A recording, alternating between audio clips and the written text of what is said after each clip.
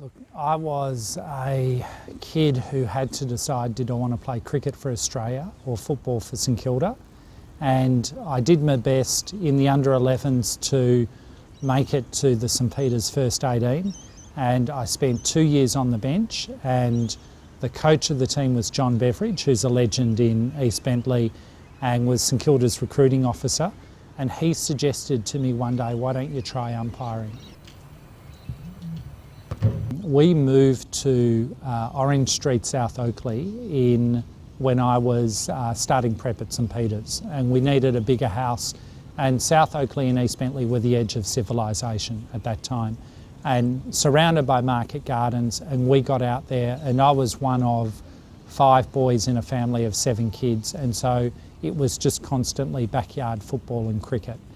It really developed from there, and I think what set myself up for my later career is, in a large family you were forced to umpire anyway, and I was the peacemaker of the family.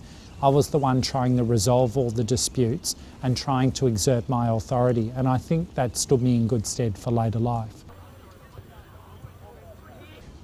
Geographically, we would ride our bikes to school. You can't imagine that happening now in such a young age. We walked to school from prep to grade 3, and we used to get a lift from Mrs Owens on wet days, and she'd pile 6 of us in the back of a station wagon, and that's what it was like growing up. I remember being part of a local cricket competition called the Hague Street All-Stars.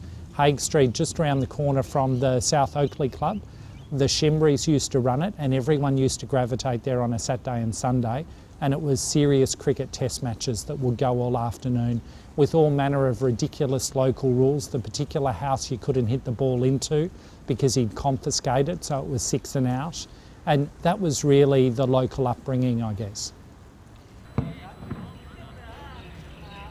So it was a unique place, East Bentleigh, and everything revolved around the local community.